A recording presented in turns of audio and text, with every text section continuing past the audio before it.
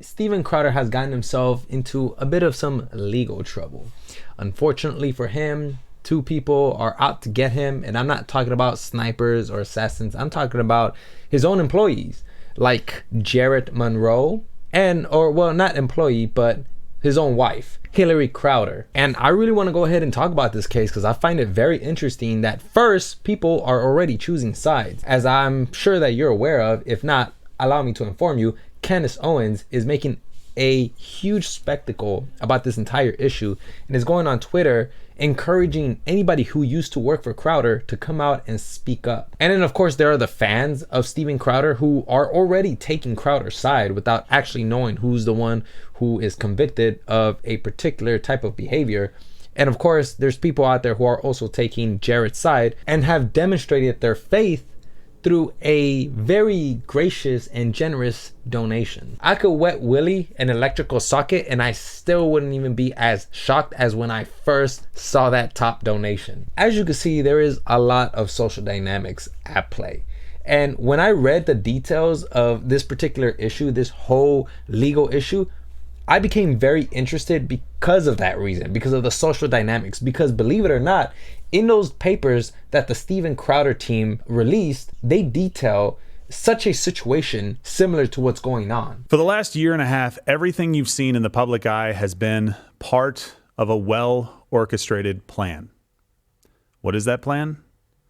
To assimilate damaging PR assets and wage a negative publicity campaign against Steven. And if that's true, then anybody who's taking sides like Candace Owens or even some of Crowder's fans or even people who support Jared, that could potentially be a part of that strategy, that PR strategy. Okay, now I want to go ahead and take a look at the most critical piece of media that is definitely influencing people to take sides, which is the Jared Monroe video.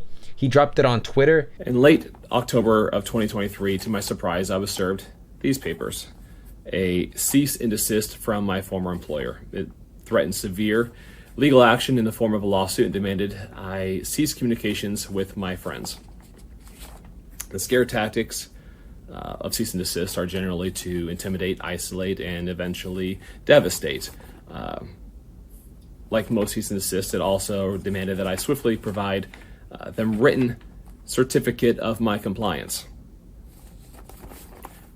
I did not. So I don't know about you guys, but like he boldly stated that cease and desist was an intimidation tactic. He didn't even say allegedly. And I have to say, the way he's wording a couple of statements, it's enough to make anybody's ears steam like trains, because he uses a lot of loaded language, and I kind of want to go ahead and explore it so you can see what I'm talking about. Because when you take a look at what a cease and desist letter is supposed to do, it's supposed to demand the recipient to immediately stop any illegal or allegedly illegal activity. And believe it or not, he ended up signing a non-disparagement clause, which means that he cannot speak about Louder with Crowder in any negative tone. And in that same segment, he describes that same cease and desist letter is demanding him to cease any communication with his friends. Now, when I heard that, to me, I was just thinking like, what do you mean your friends? You know, that's very vague. What do you mean friends? Well, when I was reading the article on SCNR, there was a segment in the article that caught my interest. And this is the segment here where Louder with Crowder's legal team claimed that Metello, who is also known as Jared Monroe, messaged Hillary Crowder about Steven's young twins. And he also talked about how they potentially met up to plan an extortion scheme, providing false and disparaging stories that of course could be in violation of the non-disparagement clause that Jared signed earlier in 2018. And the reason why that's important is because when that cease and desist letter tells Jared Monroe to cease all communications from his friends, I think that when it says friends, it's referring to Hillary Crowder. They want him to cease any communication he has with Hillary Crowder. The way he makes it sounds like he has to cease communication with all of his friends, even the ones that have nothing to do with the Steven Crowder legal issue. And that can conceive a certain perception in people's minds, thinking that, oh, look, Crowder's trying to just isolate him. Now, a lot of that stuff is prima facie, so I do want to go ahead and just emphasize that.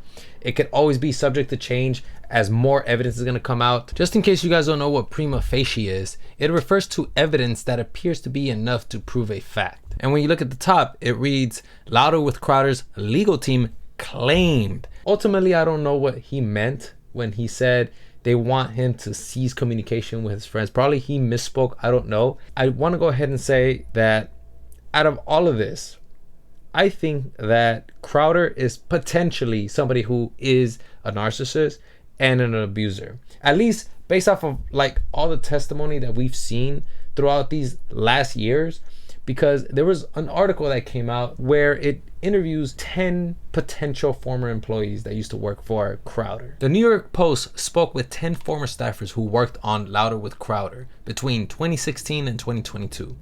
These employees requested anonymity because of the NDAs and fears of retaliation, but they spoke of how they saw emotional outbursts from Crowder, periods of volatility, and how he even exposed himself to them. And then this quote right here, he is known to expose his genitals to staffers. And if you read some of these stories include Jared Monroe, who is now the person of interest when it comes to this entire legal issue. But nonetheless, you can see that there's employees that are giving their accounts of what occurred back when they were working with Louder with Crowder. I don't know about you guys, but the last thing I want to be known for is somebody who puts their testicles on people's shoulders. The reason why I'm showing you all of those former employees giving their testimonies is because I want to remind you guys that there is always two sides to this.